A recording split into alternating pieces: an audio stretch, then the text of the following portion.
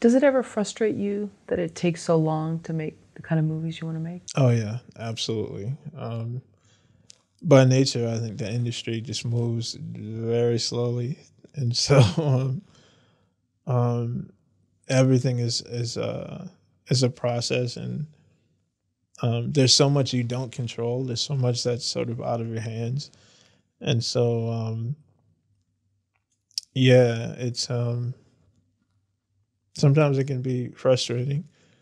The hurry up and wait mentality, or waiting for certain people to get certain things done, and then also like with yourself, there's only so much you can do in a day. You don't want to get so obsessed with things that you neglect your life, you neglect your family, and things like that. You want to have balance, which is really tough. Because most of us in the industry are so driven. Like, we know things move like at a certain pace, and if we move at it, if we're slow and everything else is slow, then nothing's going to happen. So you tend to push harder, to sort of compensate for how slow things actually move. So but it's important. It took me a while to find that balance. Like I was a person who was 17 hours a day. You know only sleep 3 hours a night, that sort of thing, and so driven.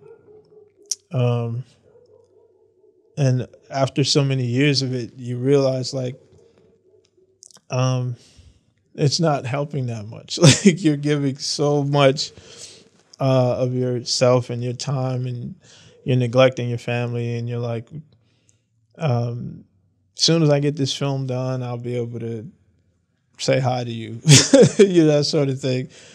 And then when that's done, now you're doing something else, and so you got to find a balance, and you have to have tremendous patience. Like you can't be a person who is reactionary and who gets frazzled very easily. You really have to um, have a lot of focus, and you have to be super patient, and just try to look at the big picture, but also look at just day by day. Like, what can I do today to sort of move things forward, and just have like these smaller goals and these smaller um,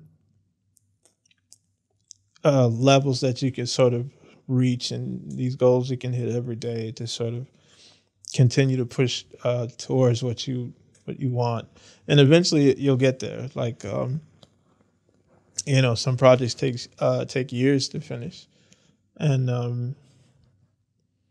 I always say like it's what you do when no one's watching that really counts. You know, yeah. What about the balance in terms of how people receive the project? There's that sort of artist cliche saying that the work is never really yours once it's finished. Yeah. I don't know if you subscribe to that, but No, I mean, there are going to be people who connect with your work, and there are going to be people who may not, and that's fine. You know what I mean? And you, um, for me, as long as I feel like I've done, like by the time that project goes out, as long as I feel like I did everything I could to make that project the best it could be, I'm good with it. I can live with it. You have to sort of move on. Nothing's ever perfect. There's always going to be those things like, man, if I just could have reshot this, or if I had more time, or if I had more money, or if,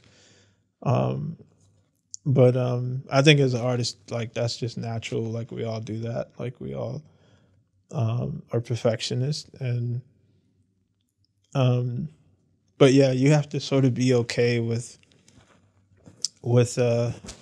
just doing the best you can with that art, and then just letting it live, um, and the people who are gonna respond to it, they will. But some I never really I never kind of I never focus on that. I never focus on what how's it gonna go. Like it, you know, it's gonna sort of live and be what it is. And if within myself I know I did the best I could with it, I poured everything I had into it, and I wanted to make it as great as I could.